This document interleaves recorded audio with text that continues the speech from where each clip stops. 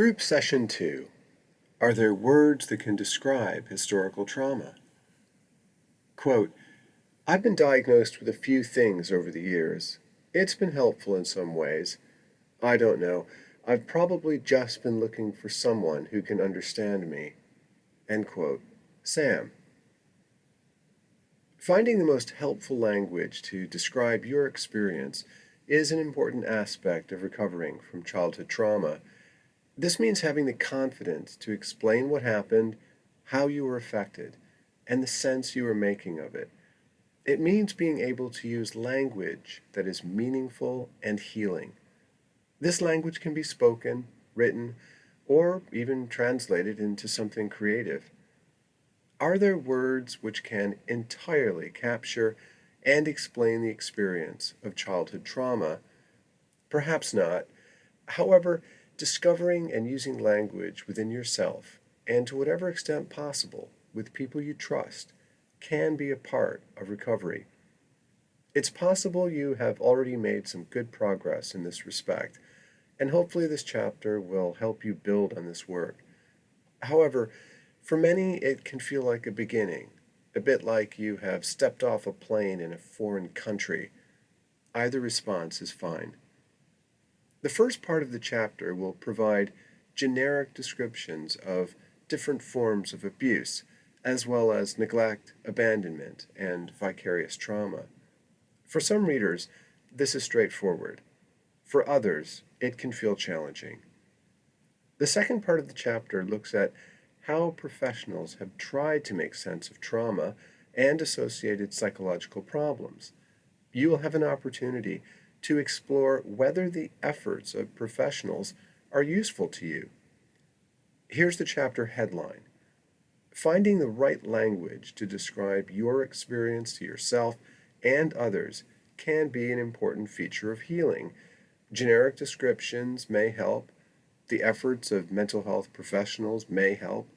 The words of others we have worked with over the years found in the guidebook may help. However, all of this information is simply an opportunity to reflect and find the best language for your recovery. The information in this chapter may help you find your voice, but this will be a unique voice. It will be your voice. Generic descriptions of childhood harm. Some people who experienced childhood harm are quite clear in their minds about how to describe what happened to them, and they are confident in using words like abuse, neglect, or abandonment. For others, whether they should describe it this way can feel confusing. Some may wonder if it is right to use this language. There can be many reasons why people feel unsure if they should use words like abuse, neglect, or abandonment. Some of these reasons are listed below. We will read these reasons out, and you can then pause the audio and place a tick next to or highlight any of the following experiences you can identify with in the guidebook. 1. In order to cope, some put a lot of effort into not thinking about what happened as a child. 2. Some got told that what was happening to them was not abuse, neglect, or abandonment. Someone you knew may have minimized what occurred. 3. For some, the events happened a long time ago, and memories can feel uncertain. 4. For some, there wasn't a good basis of comparison, so what occurred just seemed normal. 5. Some just don't want to see what happened as abuse, neglect, or abandonment because it would feel awful to think of it that way. 6. For some, it feels like they are being disloyal by seeing what happened as abuse, neglect, or abandonment. They may feel the need to protect someone who harmed them. 7. Some can still feel frightened of the person who harmed them. Using words like abuse, neglect, or abandonment can feel scary, even though this may not seem rational. 8. Some imagine they deserved what happened, so it can't be abuse, neglect, or abandonment. Please pause the audio and highlight or tick any of the above experiences in your guidebook.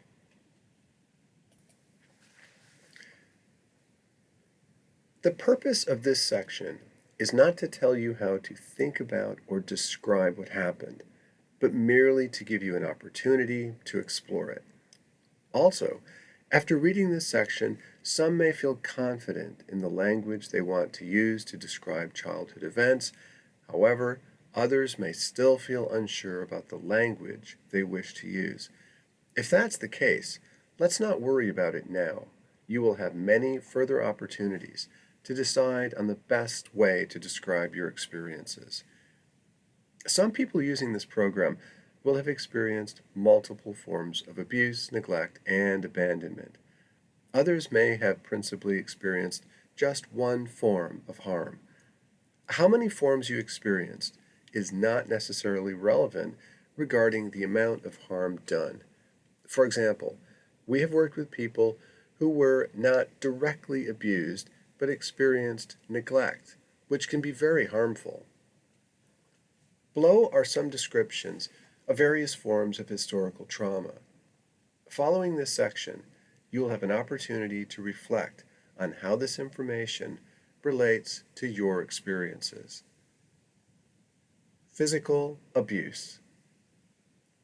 Children on the receiving end of physical abuse may have been hit, slapped, kicked, burned, had objects thrown at them, hair pulled, etc. Being locked up or exposed to hunger, cold, or other painful circumstances is also physical abuse. The abuser is normally bigger and stronger, and the child will have been frightened and in pain. The child's development will lack the experience of physical safety. Physical abuse represents an attack on the child's body, but it can also profoundly affect the child's sense of self. Physical abuse of a child can impart a message that you're the sort of person who deserves to be physically harmed. Emotional abuse. Whereas physical abuse represents an attack on a child's body, emotional abuse attacks the child's sense of self directly. The abuser will have spoken or shouted at the child in a humiliating, frightening, or demeaning manner. Infants do not come into this world with a developed sense of self. I learn who I am through the quality of my relationships with important others. If my caregivers, siblings, or peers attack or demean me through words, this will damage my sense of who I am. Because there is no attack or interference with the child's body, some might not recognize emotional abuse as abuse. This should not be the case, and there is evidence that emotional abuse can be as or more damaging to a child's development than other forms of abuse. Sexual abuse. Sexual abuse occurs when an adult or another child, who is often older or who has more power, has sexual contact with a child for the perpetrator's gratification. It is normal for children to want physical contact and non-sexual physical intimacy from others.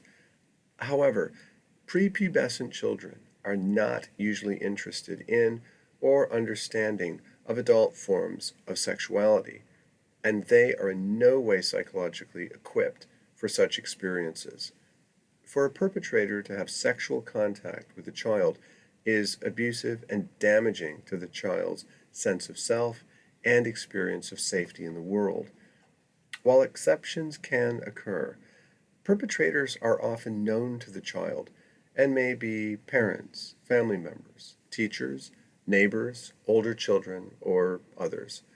Sexual abuse comes in many forms, such as fondling, oral sex, intercourse, exposure to the child, sexualized touching, etc. Even if physical contact does not occur, it is still sexual abuse if the perpetrator exposes the child to adult forms of sexuality, e.g., pornography, getting them to observe sexual behavior, or an adult exposing themselves to a child for gratification. Grooming a child gradually into sexual activity is common. As a result, some children may believe that what they are doing is normal or that they are willingly participating, though this does not reduce the eventual damage it does. In some cases, a child can have apparently positive experiences coinciding with sexual abuse, such as receiving attention or gifts. This is often a feature of grooming and manipulation and can make sexual abuse especially confusing. It's common for those experiencing sexual abuse to keep what happened a secret for many years. This can happen because the abuser threatened them, because the individual felt ashamed or worried that someone would blame them, or because they tried to protect someone. The issue of secrecy, shame, and breaches of trust are common to all forms of abuse, but can be especially difficult in instances of sexual abuse. Neglect. Physical, emotional, and sexual abuse represents harm actively done to a child. Neglect results from an absence of care, time, or affection. Infants and children naturally depend on carers for many years to provide for their physical and emotional needs. Neglect occurs when a child's physical and emotional needs are not met. Meeting physical needs includes providing food and feeding, ensuring the child is clean and well clothed, caring for illness or injury, and providing a warm, safe, and ordered home. Providing for emotional needs means giving the child time, encouragement, affection, and love. It also means protection. It also means providing protection from others who might harm the child.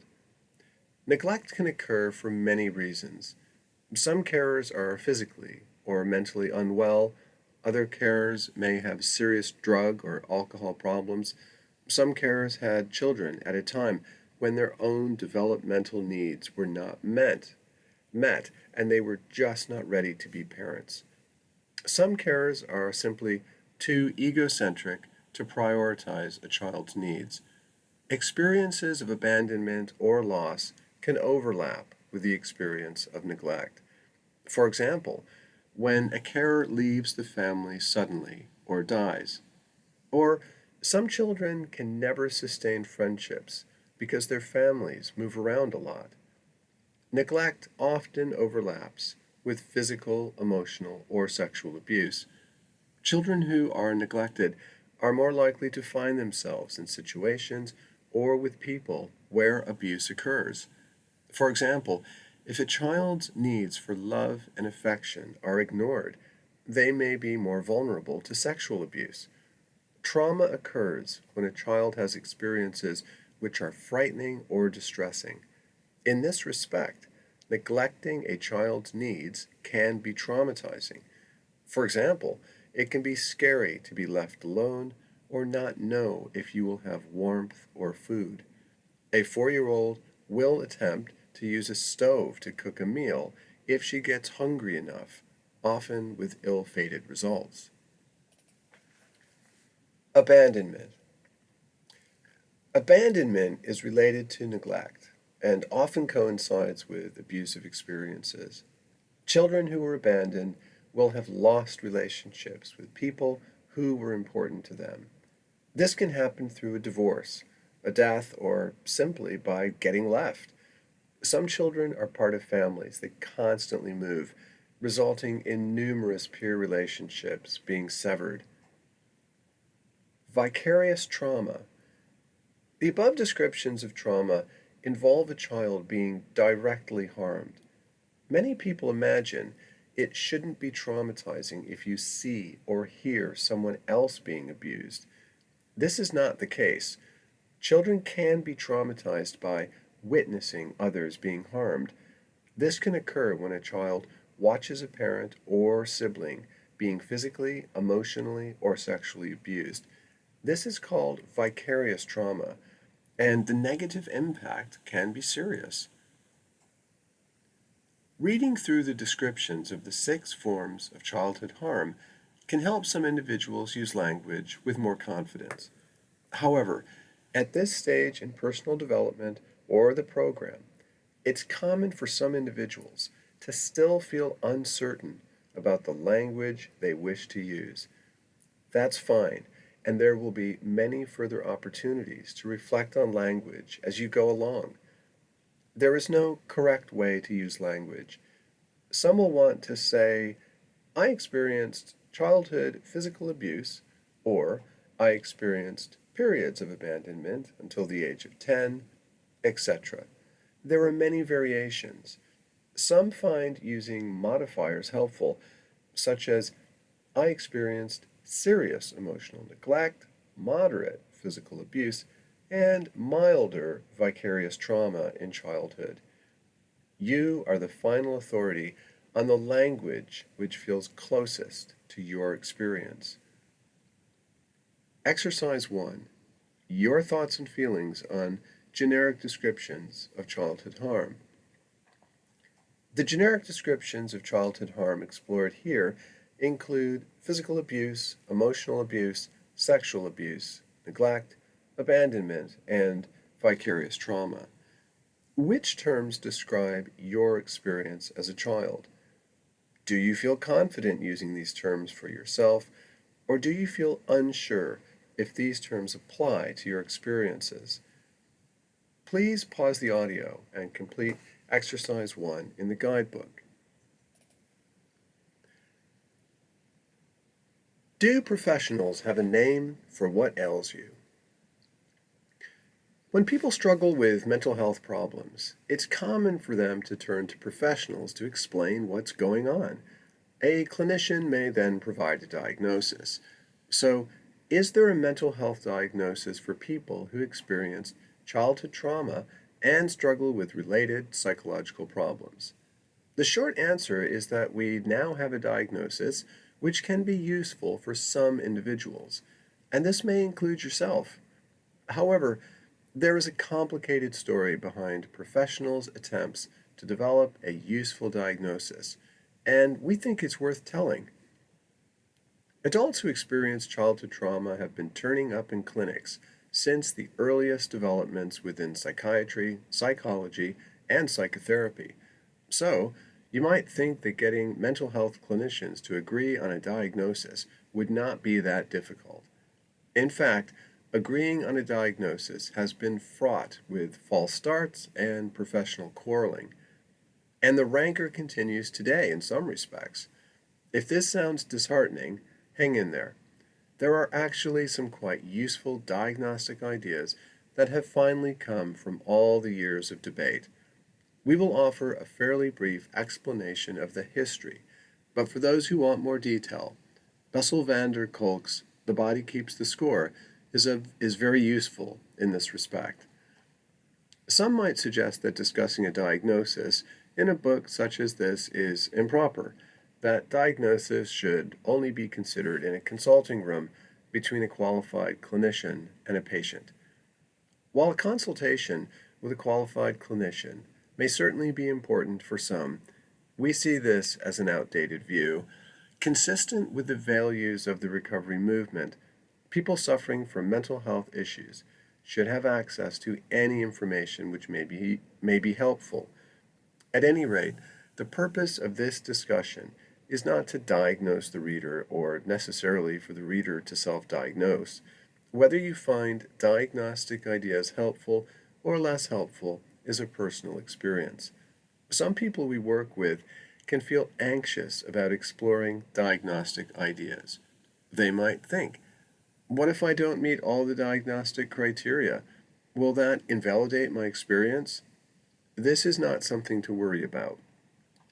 Adults who experience childhood harm are unique and will vary in how diagnostic criteria apply to them. Some even find non-diagnostic or generic language most helpful. However, Some people who have experienced childhood harm can find diagnostic ideas useful and even supportive. More importantly, your experience and the language you wish to use to describe it are the highest points of authority on the subject. The section below provides information and opportunities for reflection. You can use what is most helpful and toss out what isn't. More than 120 years ago, clinicians such as Sigmund Freud, Jean-Martin Charcot, and Pierre Janet were making the connection between abuse, especially sexual abuse, and the problems their patients were experiencing. They used the term hysteria, and what they often saw at the time was what is now called somatization.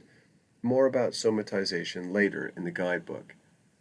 In European society, abuse was rarely discussed in the early 1900s. Often unable to recall or talk about the abuse they had experienced, many of these patients expressed their traumas within and through their bodies, e.g., frozen or shaking limbs, difficulties with movement or immobilization, etc. Freud and his colleagues likely made a significant breakthrough by understanding that repressed memories of abuse could be expressed through the physical problems they saw in their clinics. This discovery pointed these clinicians toward what became the talking cure and what we now call psychotherapy. The idea was that if patients could recall and talk about their abuse, the medical problems they expressed through their bodies would diminish or disappear. However, it's possible that Freud got nervous concerning the societal implications of this insight. How would polite Viennese society react if a well known doctor was suggesting that many adults were suffering due to repressed memories of childhood abuse, especially sexual abuse? Freud shifted his emphasis away from abuse and towards what he suggested were universal developmental intrapsychic structures and family bonds. The experience of World War I made it clear to many clinicians that young men were suffering, and the term shell shock was coined by British psychologist Charles Samuel Mayers as an attempt to describe such experiences. However, the military and society, the military and society were not ready to acknowledge that the primary cause of psychological and physical problems was a traumatic war experience. Instead, such reactions were thought to result from a lack of moral fiber or some other character defect. Not surprisingly, similar psychological problems were seen in veterans in World War II, but despite changing the description to combat stress reaction, the response was similar.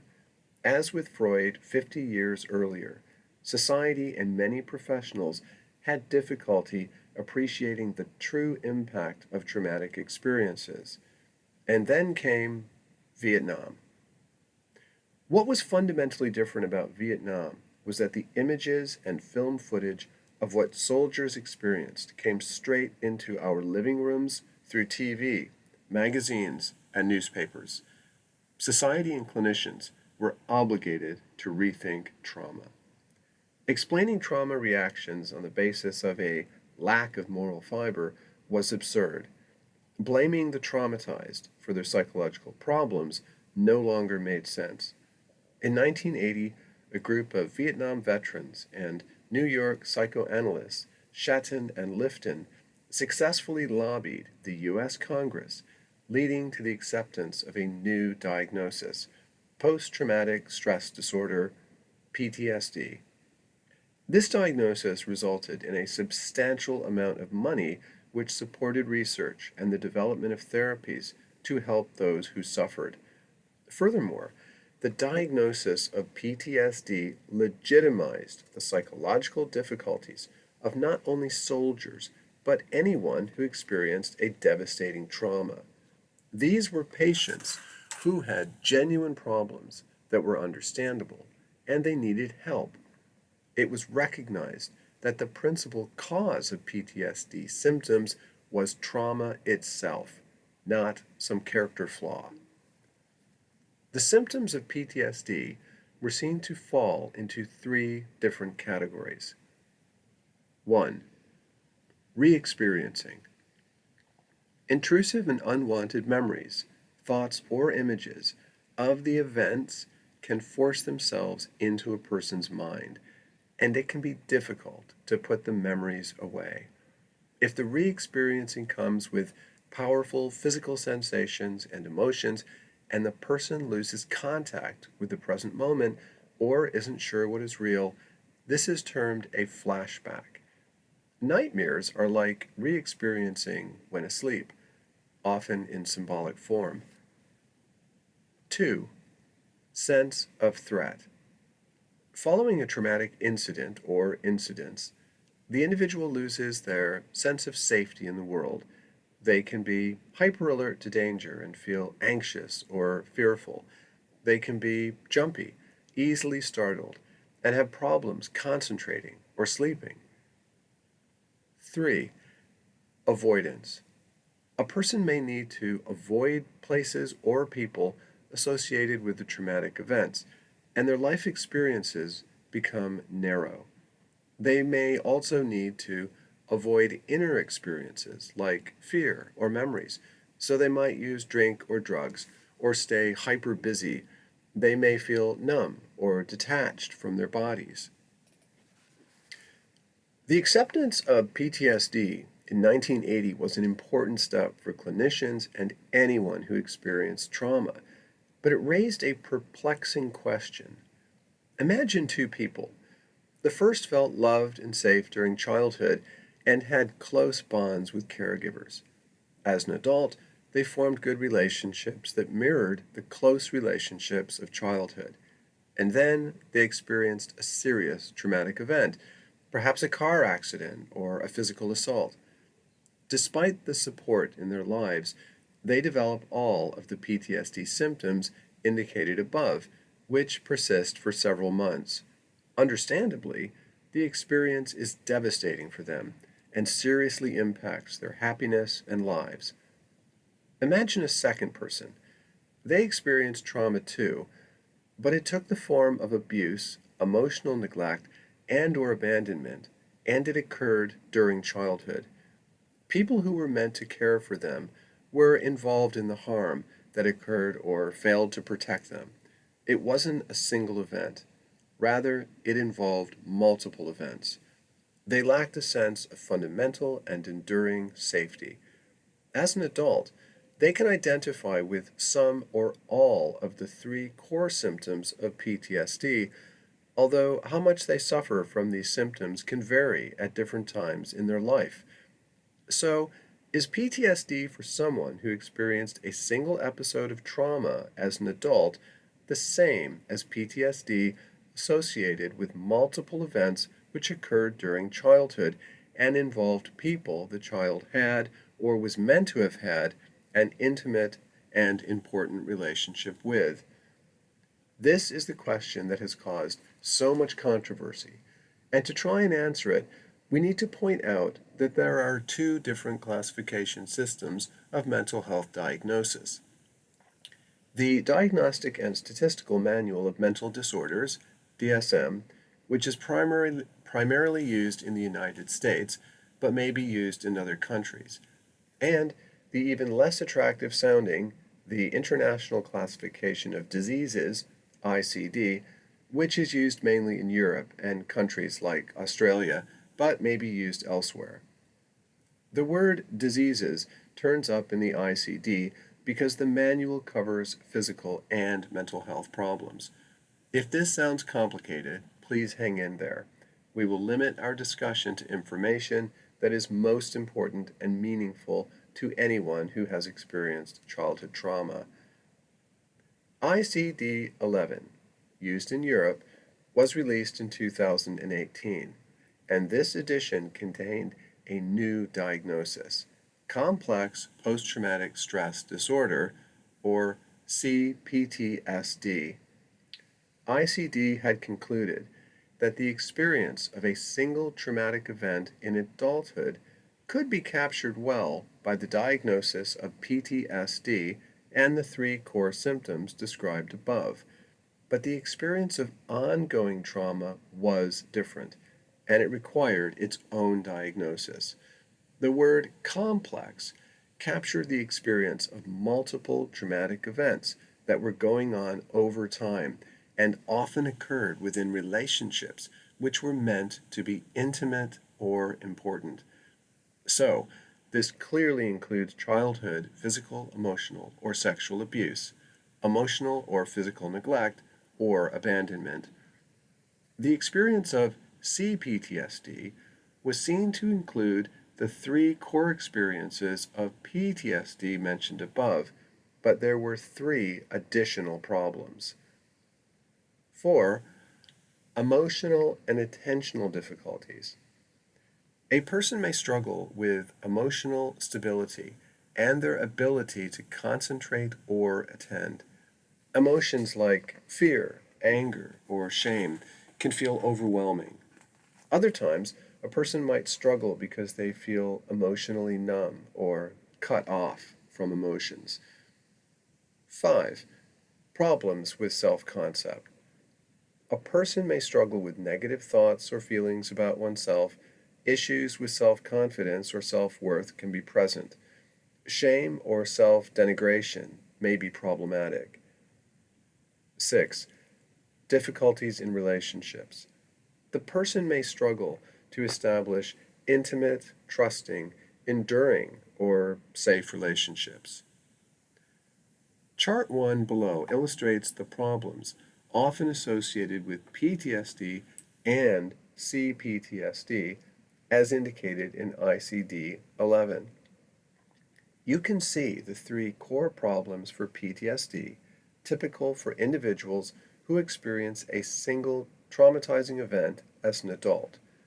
With CPTSD, you will note the three additional problems which can exist for a number of people who experienced ongoing harm associated with childhood abuse, neglect, or abandonment. Please pause the audio and review Chart 1. While the experience of PTSD and CPTSD clearly overlap, there is substantial evidence that they are different and can be discriminated. In a 2017 review, the distinction between ICD-11 PTSD and CPTSD was supported in 9 out of 10 studies. Why might multiple events of harm occurring in childhood produce enduring emotional and attentional problems, self-concept issues, and difficulties in forming stable and trusting relationships? The key here is to consider when the harm occurred and the context of the harm. When a traumatic experience occurs in adulthood, the individual will likely have a reasonably formed ego or sense of self, and the traumatic event may involve people with whom the adult does not have an ongoing intimate or important relationship, as occurs in a sudden traffic accident, fire, or mugging. The three extra difficulties seen in CPTSD are more likely to develop as a consequence of ongoing childhood trauma for a couple of reasons. First, the traumatic events happened when the child did not have a well formed and stable sense of self to help manage the events. Second, the ongoing harm is often caused by people who the child is meant to have an important or intimate relationship to, such as parents, family members or family friends, teachers, childhood friends, childminders, classmates, members of a religious group or other organizations, etc. And the child may not have been protected from the harm by people who should have played this role. Therefore, ongoing abuse, neglect, or abandonment in childhood can have a greater impact on a child's developing sense of self, capacity to trust in human relationships, and ability to regulate emotions, the three extra features of CPTSD. The psychological problems resulting from a single traumatic incident occurring in adulthood can be serious, and we should not underestimate the extent to which it can impact a person's well being. However, many adults will recover in about 3 to 6 months, especially if they have good relationship support. If the problems persist for more than 3 months, that's when clinicians may start using the diagnosis of PTSD, and the individual may need specialist therapy and perhaps psychoactive medication to support their recovery. The problems associated with childhood trauma and CPTSD are normally more complex and enduring. It's common for us to meet with adult clients who appreciate that the childhood harm they experienced has had a deep and enduring impact on their sense of self, their emotional lives, their relationships, their sense of safety in the world, or their capacity to cope and get needs met. Perhaps at times in their lives, things have gone better, which will often occur if they find a safe and stable relationship. But at other times, the effects of what happened in childhood can catch up to them, perhaps when there are losses or significant setbacks. The view that childhood trauma can be harder and take longer to recover from should not be disheartening. Individuals can make progress at any stage in their life. It's worth restating an idea mentioned previously. Patience is required, but hope is possible. Recall that CPTSD is a feature of the ICD classification system used mainly in Europe. So, what happened in America with the DSM system? DSM 5, the most current edition, came out in 2013, and only the diagnosis of PTSD appears there. In other words, no distinction is made between the impact of trauma on an adult and how ongoing childhood abuse, neglect, or abandonment might be experienced. The problem of getting diagnostic recognition of the unique impacts of childhood harm has not been due to a lack of professional effort. As far back as the early 1990s, American trauma pioneers such as Judith Herman and Bessel van der Kolk have been arguing for criteria which can better capture the unique features of childhood harm. Much of the debate came to a head when Bessel van der Kolk and colleagues presented research and a proposal in 2009 for a new diagnosis called Developmental Trauma Disorder, or DTD. This diagnosis was specifically designed to capture the unique consequences of ongoing childhood harm. Specifically, it highlighted A. Emotional and body-based dysregulation, B. Problems focusing attention or coping with stresses, C. Problems with personal identity and forming and coping within relationships, D. At least one feature of PTSD, and E. An impact on life development, e.g., difficulties with school, health, legal issues, etc. You will note that DTD overlaps quite a bit with CPTSD, adopted by ICD in 2018. But the diagnosis of DTD was rejected by the American DSM system, which we see as an unhelpful development. At any rate, if you are an American discussing childhood trauma and related psychological problems with a clinician, you may receive a diagnosis of PTSD. This is just how it works at the moment, but perhaps things will change in the future. At the end of this section, you will have an opportunity to reflect on the topic of diagnosis, but we want to add two final points. First, concerning diagnosing those with childhood trauma, there is a controversy concerning the PTSD symptom of re-experiencing. having intrusive and unwanted thoughts or dreams of past trauma. We find that this is harder to predict for those who experienced childhood trauma. For certain people who experienced childhood harm, this can be a real problem. They may experience intrusive childhood memories, thoughts, images, or dreams that are disturbing to them. However, others may experience the impact of childhood harm in certain ways, but memories may have been repressed, or the events happened when they were very young, so they don't have good access to them. Or, re experiencing may be a problem at one point in life, and then it will calm down. So, as a diagnostic criterion, re experiencing can vary from one individual to another. Second, despite how clunky mental health diagnosis can be for those who experienced childhood trauma, there is something which can be said for trying to get it as right as possible. Given our current physical and mental health services, if you don't get a diagnosis that captures childhood trauma, you may receive an inadequate or misleading diagnosis. For some, the diagnosis is simply wrong. For many, the diagnosis may be technically correct, but fails to capture the role of childhood trauma. This may have the effect of minimizing the impact of the harm and the challenges of recovery.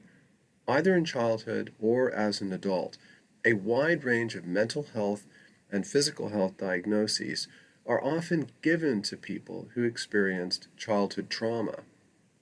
Childhood trauma frequently disrupts an individual's capacity to pay attention or remain still, so a diagnosis of attention deficit hyperactivity disorder, or ADHD, may be given.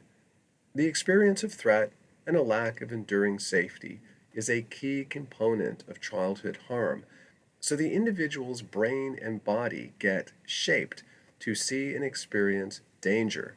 Lots more about this in Chapter 5. As a result, the individual may be diagnosed with various anxiety disorders, including social phobia, agoraphobia, panic disorder, OCD, etc.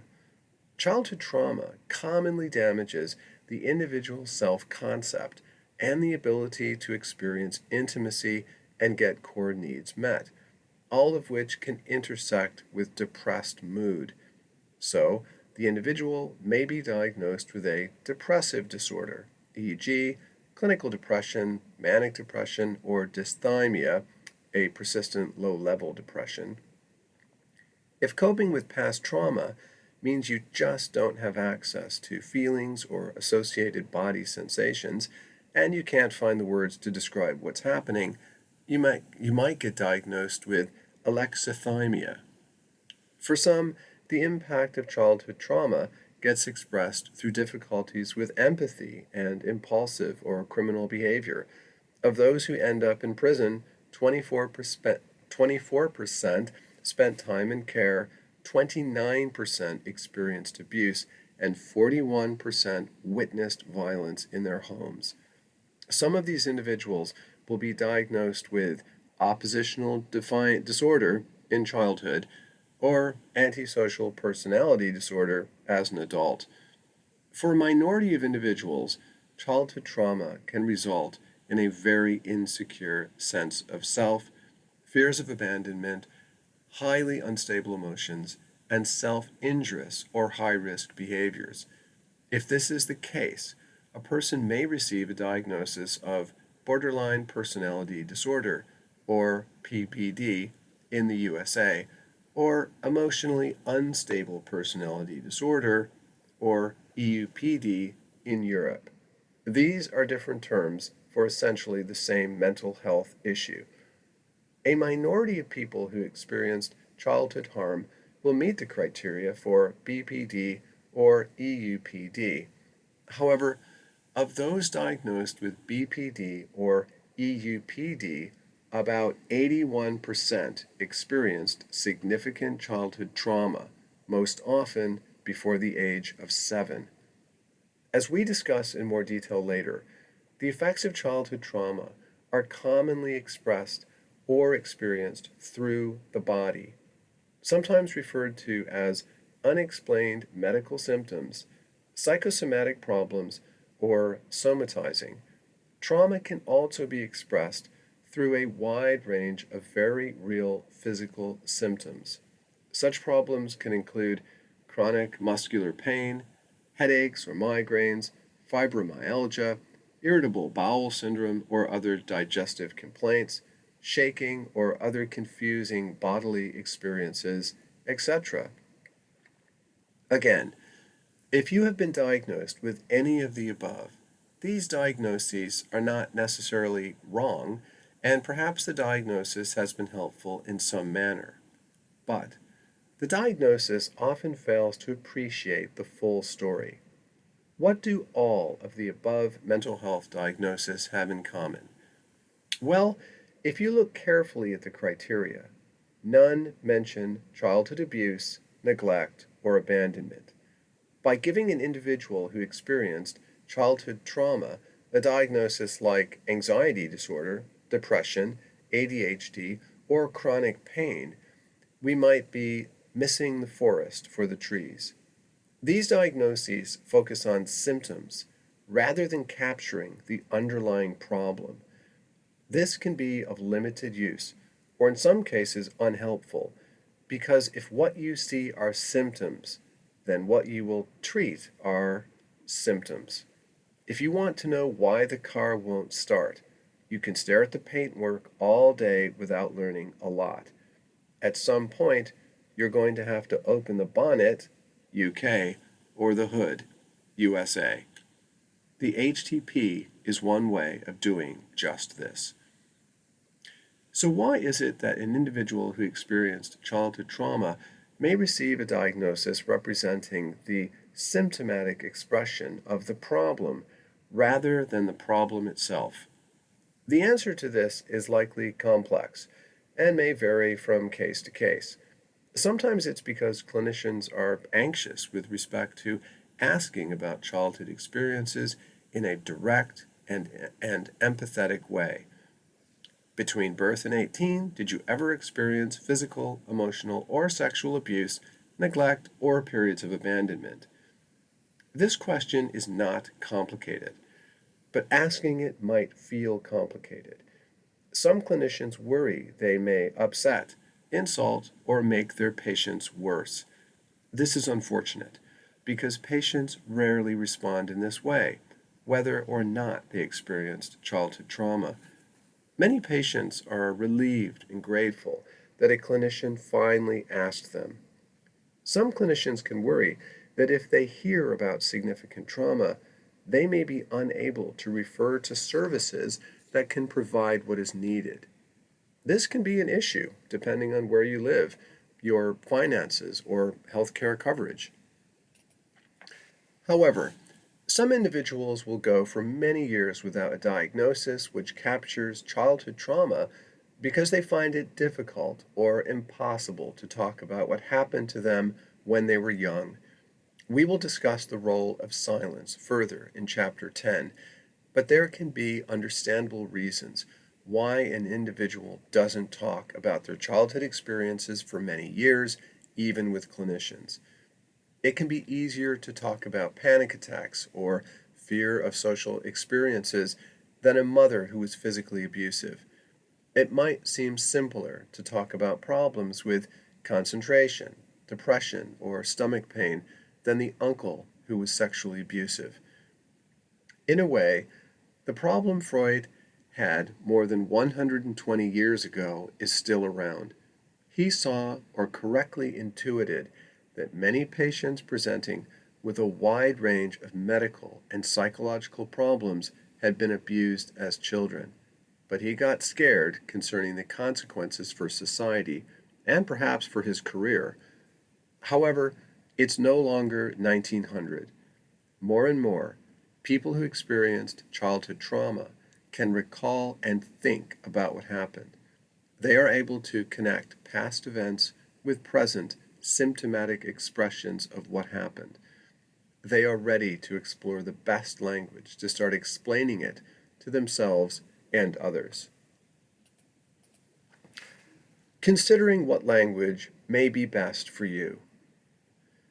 Some will finish this chapter and feel they can use language concerning the childhood harm they experienced with a fair degree of confidence.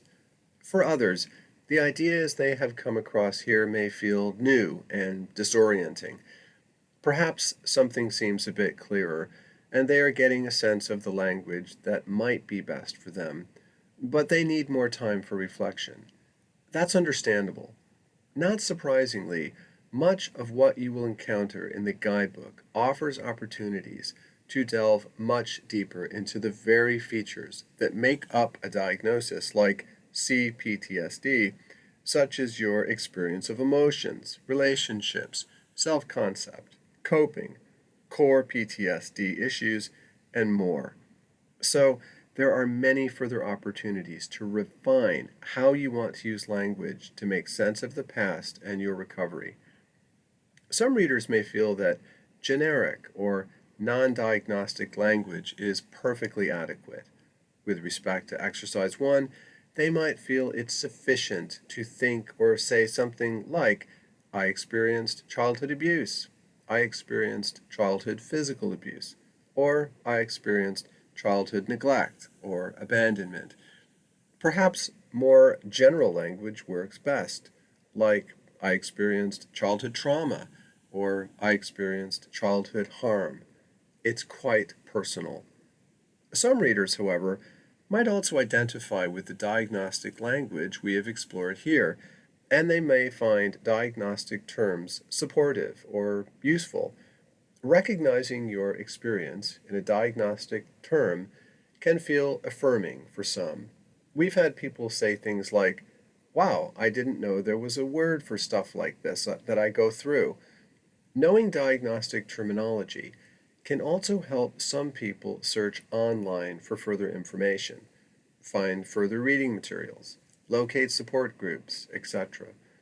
Despite the American DSM system not recognizing complex post traumatic stress disorder, CPTSD, it's still the most internationally recognized diagnosis which can capture the impacts of childhood harm.